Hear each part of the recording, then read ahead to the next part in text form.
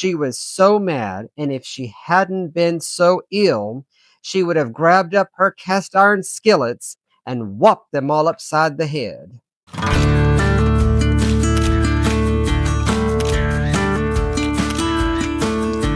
Welcome to my podcast, where memories find their voice.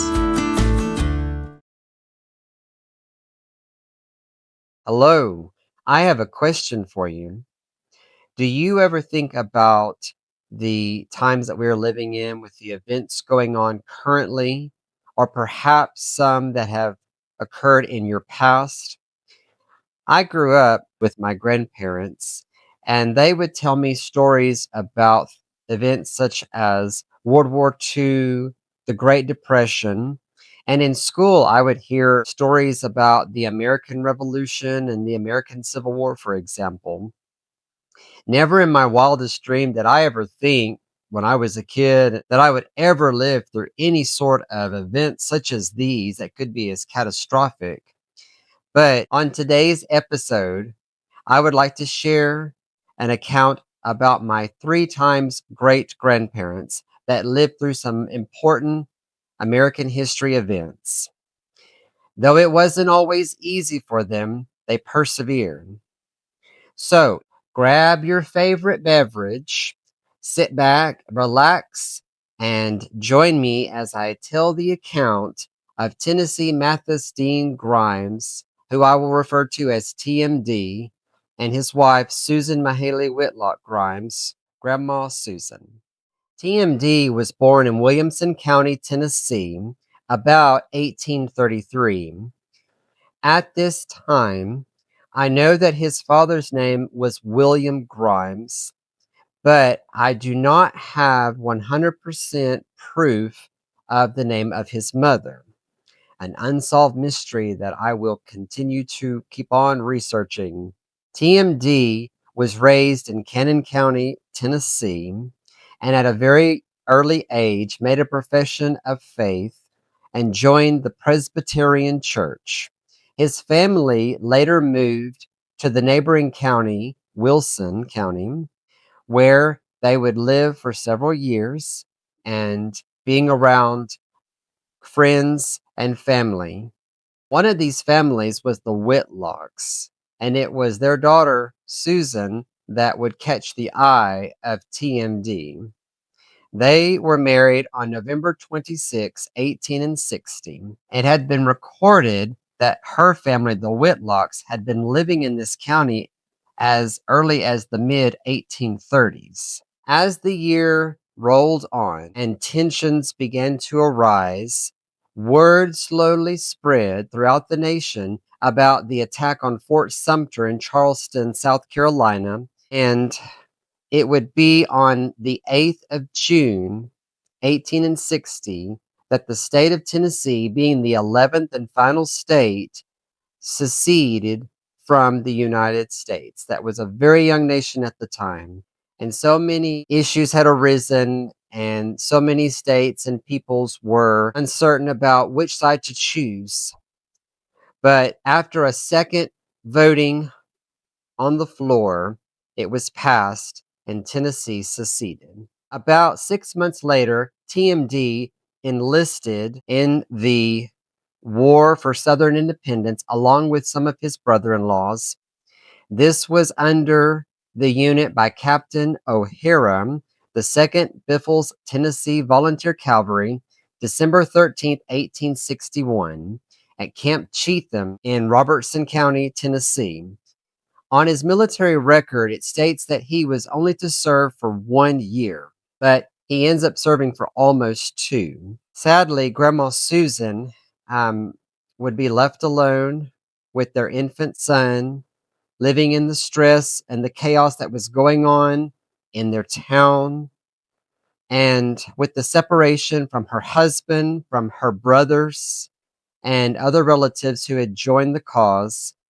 There were issues and accounts of people coming in and stealing from families. And with all the stress that was going on and the sad loss of their first little boy, Grandma Susan was taken to her bed.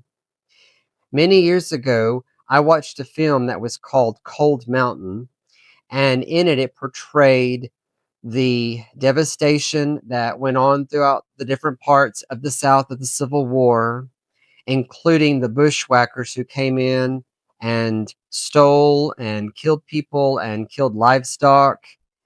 And very sadly, one of Grandma Susan's brothers was murdered by the bushwhackers in Tennessee.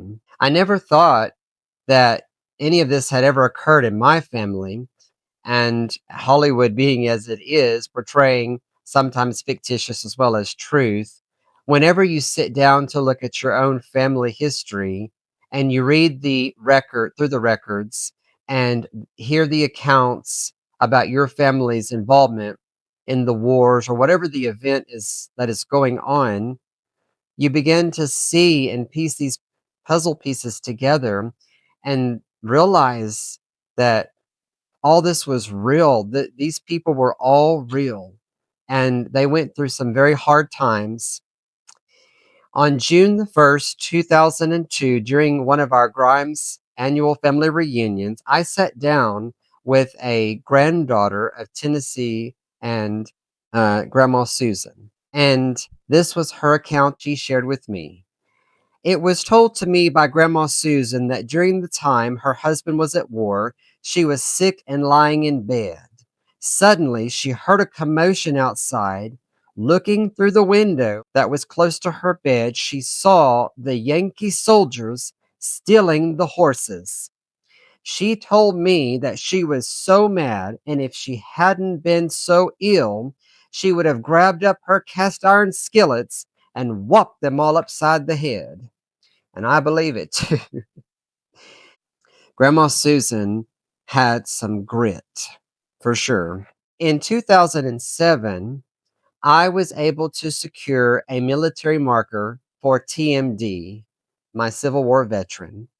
And following our reunion of that year, some of us went to the cemetery. We had a very short dedication ceremony for him, and it was a very special time. And I'm very thankful that I was able to honor him that way. Tennessee, or TMD, and Grandma Susan had a tombstone already set, but I just felt like I would like to honor him in this way, and so we did. Over the next couple of years, TMD and Grandma Susan would journey back and forth between Tennessee and Kentucky, and finally arriving into the Dallas County area after the promise of open land and wonderful resources and other sorts of promises that were given in about 1877, 1878. They would travel through, leaving the state of Tennessee, going through Arkansas, at the time Indian Territory, which later would become the state of Oklahoma, and then finally Dallas County. It was here that they met and would live around many prominent families. One of those was the Perry family, who had immigrated from Illinois. TMD and Grandma Susan's only daughter, Frances Sarah Grimes, would marry one of their sons, and his name was DeWitt Clinton Perry. In 1887, TMD made the final decision to move one more time, and this time it would be the last and permanent time for them.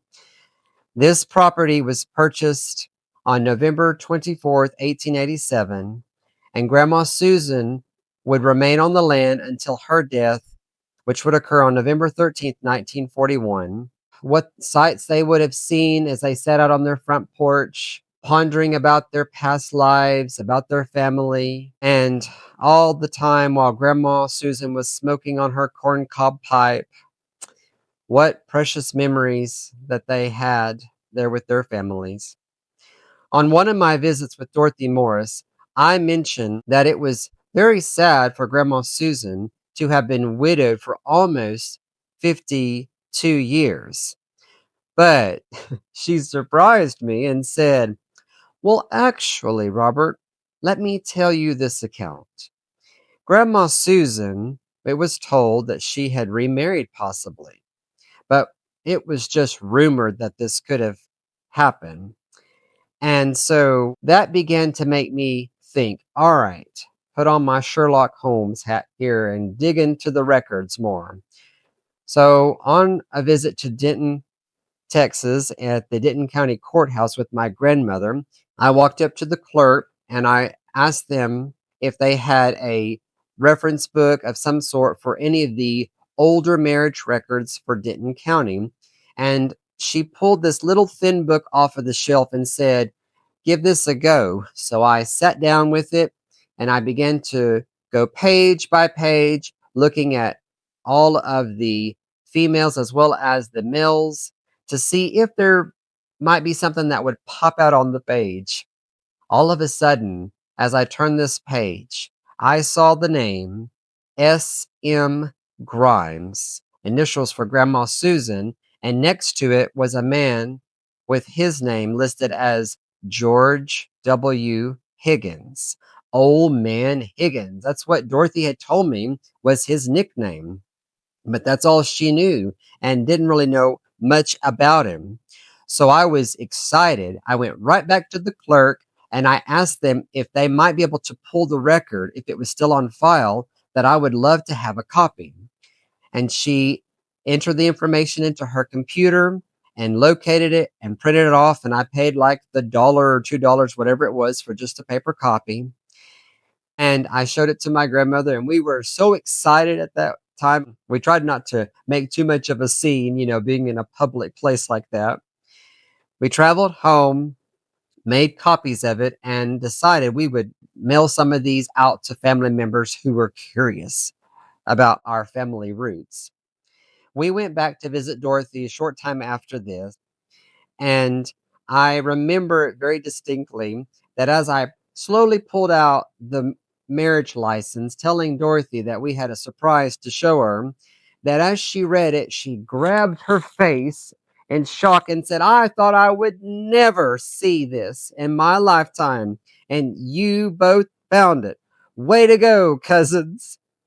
And we just laughed and laughed. And I could still remember seeing her daughter, Carol, just shaking her head as we all just got so excited about this long lost record and learning more about Old Man Higgins.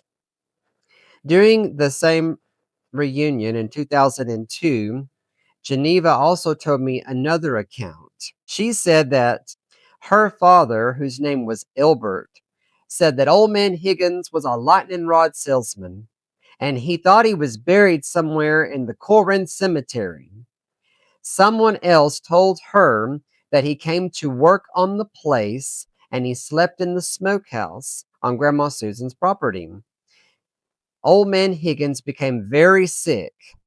Well, in those days, it was not the time for a man to just move in with the lady. So Grandma Susan married him and she brought him in her home and took care of him.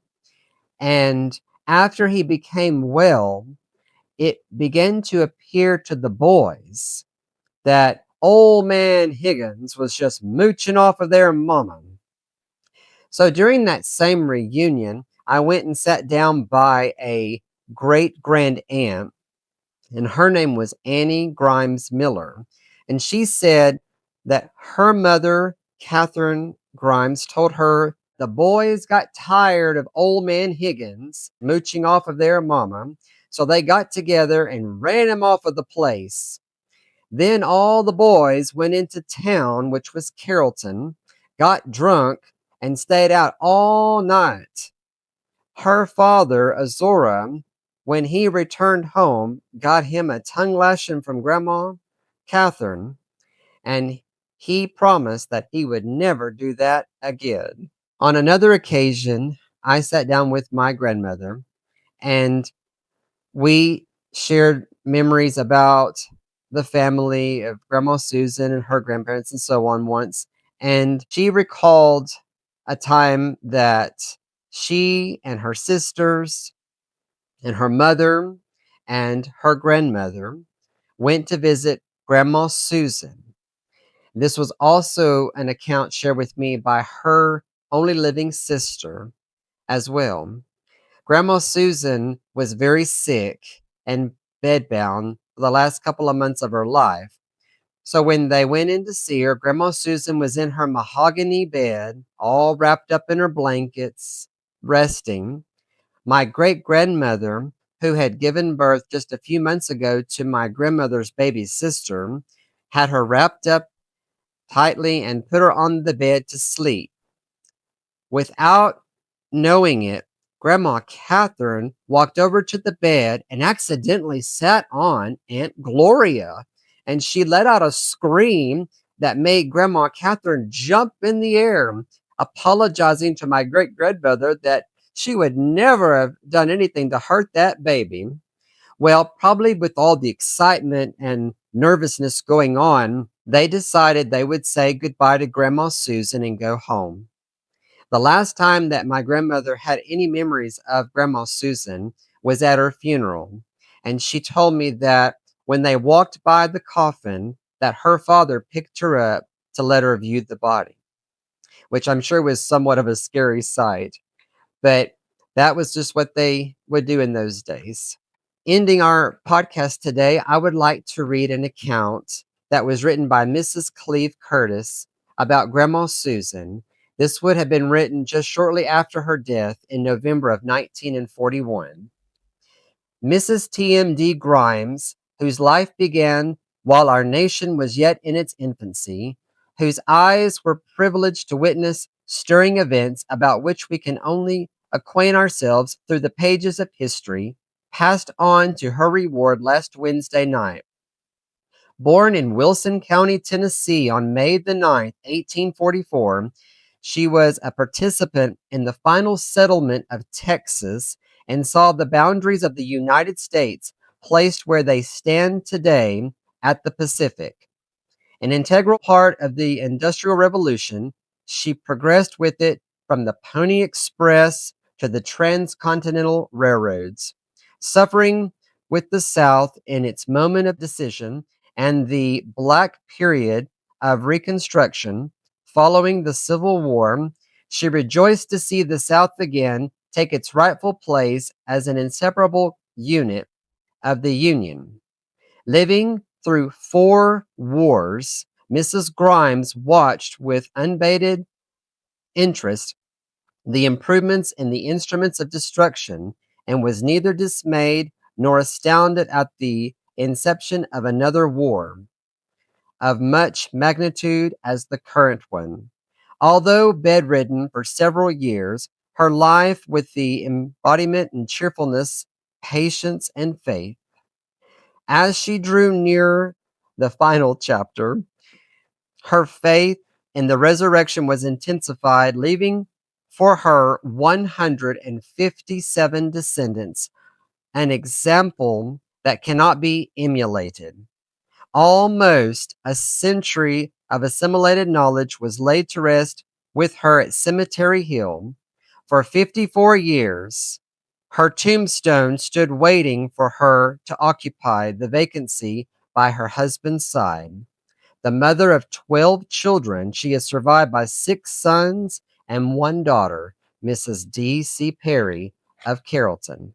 While the world TMD and Grandma Susan inhabited is vastly different from our own, the grit they displayed remains timeless. By reflecting on their journey, we can draw modern inspiration from their courage, proving that perseverance is a legacy that spans generations. Thank you so much for joining me today on the podcast. I hope you enjoyed this. Take care, and I hope to see you in the next one.